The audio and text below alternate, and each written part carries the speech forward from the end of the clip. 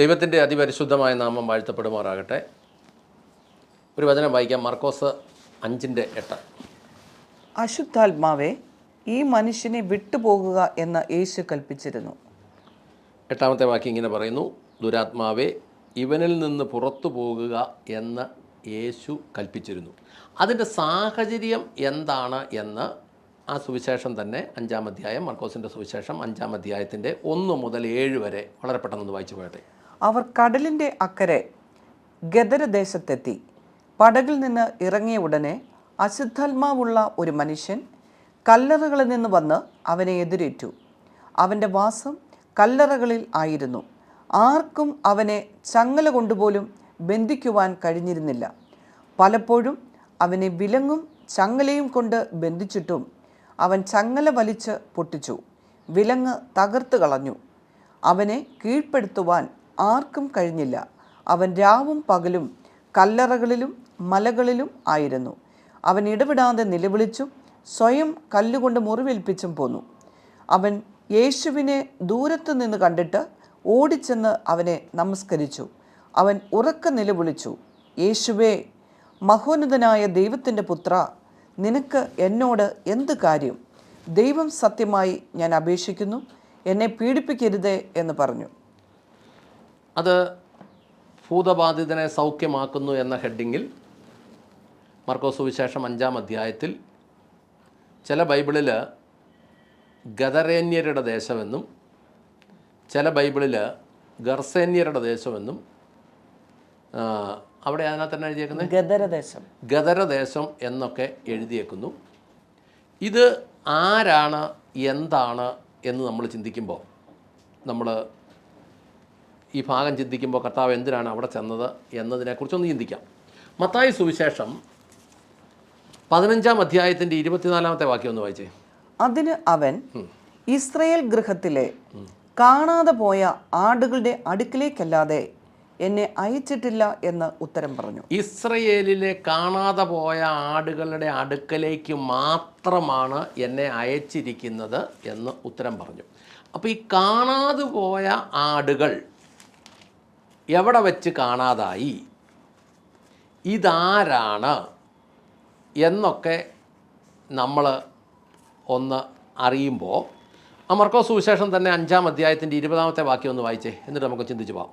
അവൻ പോയി യേശു തനിക്ക് ചെയ്തതൊക്കെയും ദെക്കപ്പൊലി നാട്ടിൽ പ്രസിദ്ധമാക്കുവാൻ തുടങ്ങി. ജനങ്ങൾ ആശ്ചര്യപ്പെട്ടു. ആ മനുഷ്യൻ പോയി യേശു തനിക്ക് ചെയ്തതെല്ലാം ദെക്കപ്പൊലിയിൽ അറിയിച്ചു, ജനങ്ങൾ ആശ്ചര്യപ്പെട്ടു എന്നെഴുതിയിരിക്കുന്നു. ദെക്കപ്പൊലി എന്നതിൻ്റെ വാക്കിൻ്റെ അർത്ഥം 10 പട്ടണങ്ങൾ എന്നാണ്. 10 പട്ടണങ്ങൾ. ഏതൊക്കെയായി 10 പട്ടണങ്ങൾ എന്ന് സംഖ്യാപുസ്തകം 32-ന്റെ 3-ാമത്തെ വാക്യത്തിലുണ്ട്. ഈ 10 പട്ടണങ്ങൾ ഏതൊക്കെയാണ്? അദാരോത്ത്, ദീബോൻ, യെസർ, നിമ്ര, ഹെഷ്ബോൻ, എലയാലെ, സെബാം, നെബോ, ബെയോൻ എന്നിങ്ങനെ. ഇതാണ് ഈ 10 പട്ടണങ്ങൾ. ഈ 10 പട്ടണങ്ങളിൽ വസിച്ചവരാരാന്നറിയണമെങ്കിൽ സംഖ്യാപുസ്തകം 32-ന്റെ 1 മുതൽ 5 വരെ വായിച്ചാലേ അത് മനസ്സിലാവുള്ളൂ. വായിച്ചാട്ടെ. എന്നാൽ രൂബേന്യർക്കും ഗാദ്യർക്കും വളരെയധികം ആടുമാടുകൾ ഉണ്ടായിരുന്നു. അവർ യെസേർ ദേശവും ഗിലെയാദ് ദേശവും ആടുമാടുകൾക്ക് കൊള്ളാവുന്ന സ്ഥലം എന്ന് കണ്ടിട്ട് മോശയോടും പുരോഹിതനായ എലയാസാറിനോടും സഭയിലെ പ്രഭുക്കന്മാരോടും സംസാരിച്ചു. അദാരോത്ത്, ദീബോൻ, യെസേർ, നിമ്ര, ഹെഷ്ബോൻ, എലയാലെ, സെബാം, നെബോ, ബെയോൻ എന്നിങ്ങനെ യഹോവ ഇസ്രയേൽ സഭയുടെ മുൻപിൽ ജയിച്ചടക്കിയ ദേശം ആടുമാടുകൾക്ക് കൊള്ളാവുന്ന പ്രദേശം ആകുന്നു. അടിയങ്ങൾക്ക് ആടുമാടുകൾ ഉണ്ട്.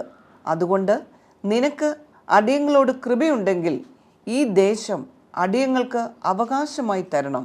ഞങ്ങളെ യോർദാനക്കരെ കൊണ്ടുപോകരുതേ എന്ന് പറഞ്ഞു. അതായത് ഈജിപ്തിൻ്റെ അടിമത്തത്തിൽ നിന്ന് യഹോവ വിടുവിച്ചുകൊണ്ട് വന്ന 12 ഗോത്രത്തിൽ 2 ഗോത്രക്കാരുടെ പേര് രൂബേന്യർ അല്ലെങ്കിൽ റൂബേൻ ഗോത്രക്കാരും ഗാദ് ഗോത്രക്കാരും.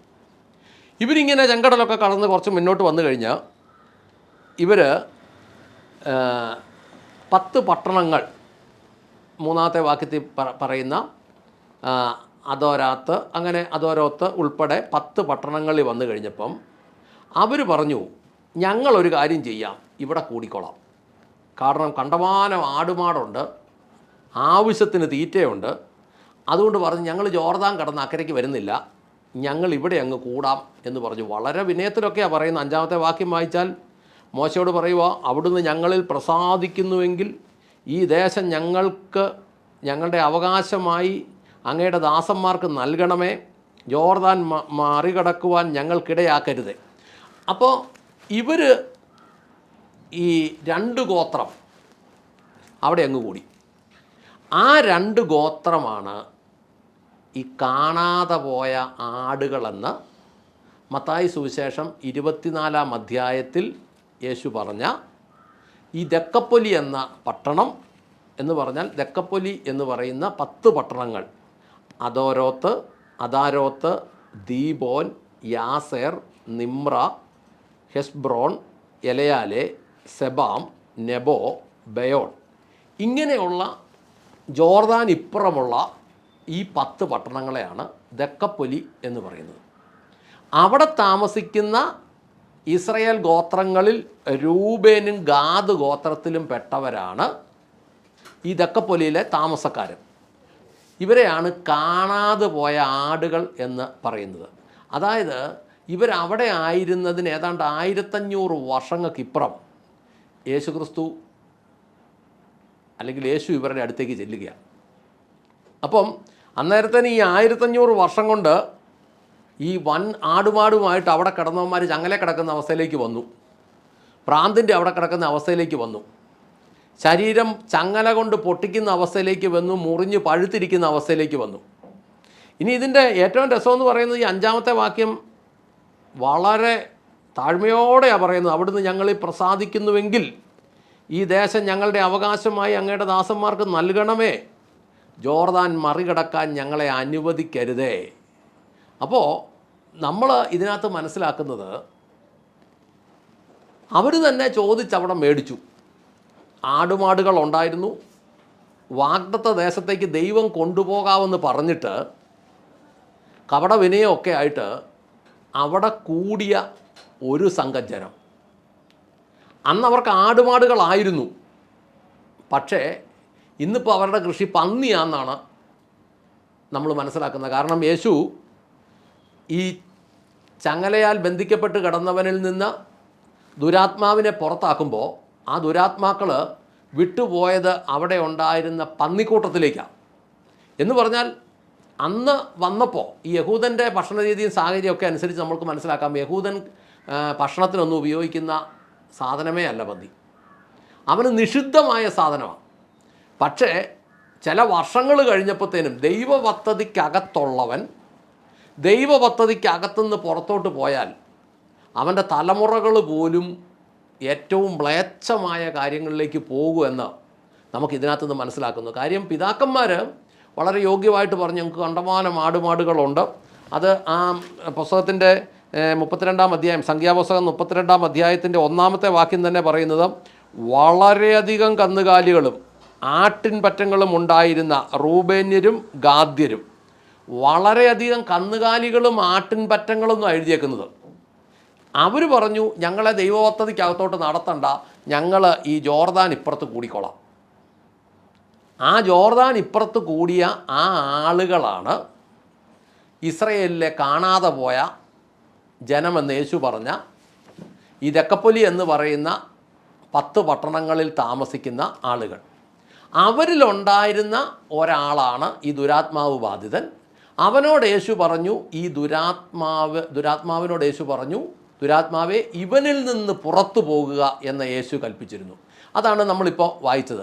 അതായത് കർത്താവ് കാണാതെ പോയ ആടുകളുടെ അടുത്തേക്ക് അതിത്ര വർഷങ്ങൾ കഴിഞ്ഞിട്ടും കർത്താവ് അത് കൃത്യമായി ഓർത്തിരുന്ന് വന്ന് അവരെ വിടുവിച്ചു എന്ന് നമുക്ക് മനസ്സിലാക്കാം. ഇതിനകത്ത് വ്യക്തമായ പദ്ധതികൾ, ദൈവത്തിൻ്റെ പദ്ധതിയുടെ സമയത്ത് ദൈവം തൻ്റെ ജനത്തെ വിടുവിക്കുക തന്നെ ചെയ്യും. ഏത് പ്രതികൂല സാഹചര്യത്തിലാണെങ്കിലും പ്രാർത്ഥിക്കാം. സ്വർഗസ്ഥനായ ഞങ്ങളുടെ നല്ല പിതാവേ, ഞങ്ങളുടെ കർത്താവായ യേശുക്രിസ്തുവേ, പരിശുദ്ധാത്മാവായ ഞങ്ങളുടെ നല്ല ദൈവമേ, അങ്ങയുടെ ജനത്തിനെ അങ്ങയുടെ സമയത്ത് വിടുവിക്കുമെന്ന് ഞങ്ങൾ ദൈവവചനത്തിലൂടെ നെടുനീളം മനസ്സിലാക്കുന്നു.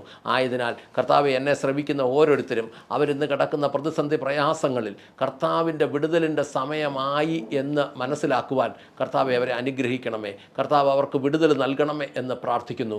ഒരിക്കലും മറന്നു കളയാത്ത ദൈവമേ, തക്ക സമയത്ത് അങ്ങ് ആ ദുരാത്മാവ് ബാധിതനെ വിടുവിച്ചതുപോലെ കർത്താവെ, ഇന്ന് എന്നെ കേൾക്കുന്നവരുടെ വിടുതലിൻ്റെ ദിവസമാണ് എന്ന് ഞാൻ മനസ്സിലാക്കുന്നു. അവരെ വിടുവിച്ച് അനുഗ്രഹിക്കണമേ എന്ന് പ്രാർത്ഥിക്കുന്നു. അങ്ങ് മറക്കാത്ത ദൈവമാകയാ സ്തോത്രം. പ്രാർത്ഥന കേട്ട് അനുഗ്രഹിച്ചിരിക്കുന്ന കൃപയ്ക്ക് നന്ദി. യേശുക്രിസ്തുവിൻ്റെ ധന്യമുള്ള നാമത്തിൽ തന്നെ. ആമേൻ, ആമേൻ, ആമേൻ.